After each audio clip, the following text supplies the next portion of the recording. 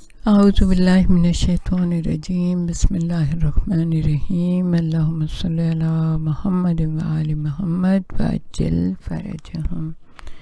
جہان علم city of knowledge academy سے آپ کی بیوی جان آپ سے مخاطب ہیں۔ السلام علیکم ورحمۃ اللہ وبرکاتہ۔ عاشورہ اور خواتین یعنی واقعہ کربلا میں خواتین کے کردار کے بارے میں آپ سے بات چیت ہو رہی ہے۔ ان خواتین کی شجاعت کے بارے میں، ان کی یعنی کہ استقامت کے بارے میں مرحلہ وار آپ سے بات کر رہے ہیں۔ وہ دلیر اور بہادر خواتین تھیں۔ دشمن کی دھمکیوں اور دباؤ کے باوجود وہ اپنی جگہ سے نہ ہٹیں۔ جو موت سے نہ ڈرے وہی بہادر ہے، انہوں نے بتا دیا۔ وہ اپنے مقصد اور ہدف کی راہ میں رکتا نہیں ہے۔ ایسے افراد موت کو ایک عام سی چیز اور قابل برداشت مرحلہ سمجھتے ہیں۔ ان کے خیال میں موت گزرگاہ زندگی میں ایک پل ہے جس کے اس پار وسیع و عریض دنیا ہے، وہ دنیا جسے فنا اور زوال نہیں ہے۔ وہ سوچتے ہیں مرنے کے بعد دوسری دنیا میں نیک اور پاک لوگوں کے لیے مکمل سکون اور بے مثال راحت و آرام ہے۔ پھر صورت حالات بزدل اور بے وقار شخص کی طرح کیوں رکھیں؟ جس چیز کے بارے میں سب جانتے ہیں کہ وہ ہم سب کو جھپٹ لے گی، ہم اس سے کیوں ڈریں، کیوں بھاگیں؟ آخر سب کا انجام موت ہے۔ سب کو دوسری دنیا میں جانا ہے، اپنا حساب و کتاب دینا ہے، اور پھر یا تو آرام و آسائش کی زندگی ہے۔ انہوں نے موت کو حقیر کر دیا، اسے چھوٹی اور کم مرتبہ چیز بنا دیا۔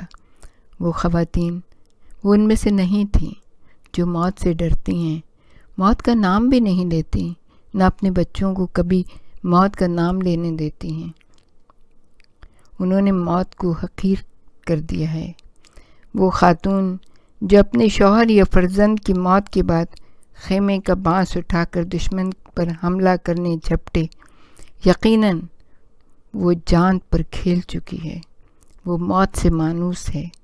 وہ قتل ہونے سے خوفزدہ نہیں ہے، کیونکہ اسے معلوم ہے کہ مقابلے میں وار بھی پڑتا ہے، دشمن پر عمود کی چوٹ لگے گی اور اس کے جواب میں قتل ہونا بھی ممکن ہے۔ یزید کی فوج کے وہ وحشی درندے کچھ بھی کر سکتے ہیں۔ ان خاتون کے ذہن میں سب کچھ تھا، مگر وہ موت کو کسی شمار اور قطار میں جانتی ہی نہ تھی۔ ان خواتین نے صبر و تحمل کے یہ مرحلے سفر بلکہ آغاز سفر سے پہلے اپنے ائمہ کے کردار میں دیکھ رکھے تھے۔ شب عاشور کربلا میں تو یہ حقائق واضح ترین شکل میں سمجھے اور غیروں کو سمجھانے کی قابلیت پیدا کر چکے تھے۔ امام علی مقام امام حسین علیہ السلام نے اپنے رفیقوں سے بات کرتے ہوئے رات کے وقت موت کو پل سے تعبیر کیا تھا اور فرمایا تھا، پل سے اس طرف جاودانی نعمتیں ہیں۔ ان نعمتوں تک رسائی کا طریقہ یہی ہے کہ تن بدن سے گزر جاؤ۔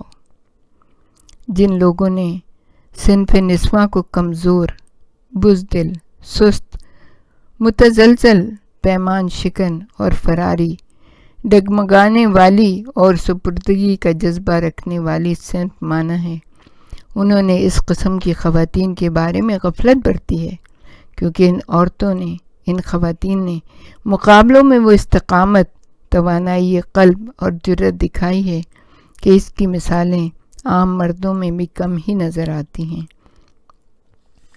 تاریخ ہمیں بتاتی ہے کہ طویل زندگی میں خواتین نے بردباری اور تحمل کے ساتھ کسی غیر معمولی مشن کو انجام تک کم ہی پہنچایا ہے، سوائے خواتین کربلا جو کہ اس سے بہت ماورا ہیں۔ ماضی کے برخلاف بلکہ حال میں بھی یہی عظیم خواتین ہیں جنہوں نے بلند ترین روحانیت کے ساتھ اور قوت کے ساتھ ایسا مقابلہ کی ہے کہ ایسا مظاہرہ جس کی نظیر ہمیں کہیں نظر نہیں آتی۔ وہ بے شک ناتوان تھیں، مگر چھوٹے چھوٹے مصائب اور مشکلات کے اٹھانے میں، مگر سنگین حالات سے مقابلہ کرنے اور صبر آزما امتحان جھیلنے میں وہ بڑی ہی صاحب استقامت تھیں۔ دراصل زندگی اور تحریک دونوں کے مقصد ان کے نزدیک طے شدہ تھے۔ وہ کشمکش حیات کے میدان میں ہچکچاہٹ محسوس نہ کرتی تھیں۔ انہوں نے خلوص نیت اور عزم استوار کے ساتھ ایسی جد و جہد کی جو خود مثال اور نمونہ بن گئی۔ تاریخ میں اس جیسی مثال کہیں نظر نہیں آتی۔ اس سے انکار نہیں کیا جا سکتا کہ اس موقع پر ایسی خواتین بھی تھیں جو سکون کا ٹھکانہ اور امن کی جگہ چاہتی تھیں۔ وہ میدان کارزار سے دوری اور پرسکون منزل کی تلاش میں تھیں، مگر یہ خواتین بہت ہی کم تھیں۔ انہیں مارکے کی اس قدر سنگینی کا اندازہ نہ تھا۔ انہوں نے میدان جنگ کی صورت ہی نہ دیکھی تھی اور وہ حقائق سے بے خبر تھیں، اس لیے ان پر کسی کی نظر نہیں جاتی۔ وہ چند خواتین، لیکن وہ خواتین جو آزاد تھیں فرائض کی تکمیل کے لیے۔ آزادی کا مطلب ان کے نزدیک انسانیت کے ساتھ آزادی تھا۔ اپنی ذمہ داری اور منصب کو وہ بہت اچھی طرح سمجھتی تھیں۔ ذمہ داری ایسی کہ جس کی بدولت آبرومندانہ طویل زندگی معاشرے اور فرد کو حاصل ہو۔ وہ ختم ہو گئیں، لیکن وہ کبھی بھی ختم نہیں ہوئیں۔ 1400 سال کیا، قیامت تک وہ ختم نہیں ہو سکتی۔ وہ باقی رہیں گی، اور جو ان کے نقش قدم پر رہا وہ بھی باقی رہے گا۔ خواتین عموماً مزاج کے اعتبار سے مردوں سے زیادہ آرام و سکون کی گرویدہ ہوتی ہیں، اور ان کے لیے گھریلو ذمہ داریوں سے عہدہ برا ہونا بھی مشکل ہوتا ہے۔ عین اس عالم میں دنیاوی تعلقات اور روابط میں الجھی ہوئی تھیں، ان خواتین نے اپنے سنگین فرائض کو انجام دینے میں سب کچھ قربان کر دیا۔ یہ معلوم ہوتا ہے جیسے وہ کسی چیز کی مالک ہی نہ تھیں، اس قدر بے پرواہ کہ نہ تیر کی فکر، نہ تلوار سے ڈر، نہ موت کا خیال۔ جب انسان کسی ذمہ داری کے احساس میں ڈوب جائے تو اس کا عالم یہی ہوتا ہے، وہ مقصد کے علاوہ سب کچھ فراموش کر دیتا ہے۔ حق کی حفاظت میں خواتین اور مرد دونوں پر واجب ہے، فرض بھی ہے۔ جب مردوں کی جد و جہد شرک کو شکست دینے میں کافی نہ ہو تو پھر خواتین پر شرعی ذمہ داری عائد ہو جاتی ہے کہ وہ میدان میں نکلیں۔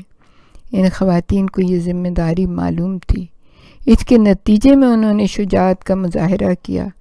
ان کی نیت رضا و خوشنودی خدا حاصل کرنا تھی، کوئی ٹائٹل لینا یا شہرت منظور نہ تھی۔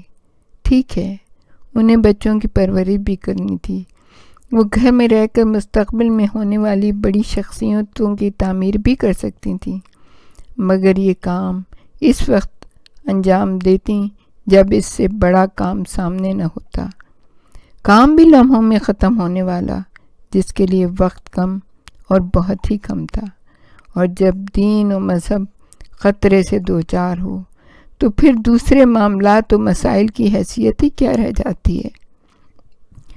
ان خواتین اپنی ذمہ داری ادا کرتے وقت لوگوں کو فرائض انجام دینے کے طریقے سکھائے اور اسلامی اخلاق و آداب سے آگہی بخشی۔ انہوں نے بتایا کہ ذات اور فرد اور معاشرے کو آزادی دلانے کے لیے کس حد تک کوشش کی جا سکتی ہے۔ اس پس منظر میں ان خواتین کو ظالموں کے تسلط سے آزادی دلانے والوں کا پیشرو اور رہنما مانا جاتا ہے۔ وآخر دعوانا ان الحمد للہ رب العالمین۔ ربنا تقبل منا انک انت السمیع العلیم وتب علینا انک انت التواب الرحیم۔ پروردگار عالم سے دعا ہے کہ ہمیں کربلا کی خواتین کے نقش قدم پر چلنے کی توفیق عطا فرمائے، ہمیں ان کے کردار کو، ہمیں ان کے افعال کو سمجھنے کی توفیق عطا فرمائے، ہمیں اپنے بچوں کو کربلا والوں کے طرز عمل پہ اپنا طرز عمل کی بنیاد رکھنے کی توفیق عطا فرمائے۔ ربنا تقبل منا انک انت السمیع العلیم وتب علینا انک انت التواب الرحیم۔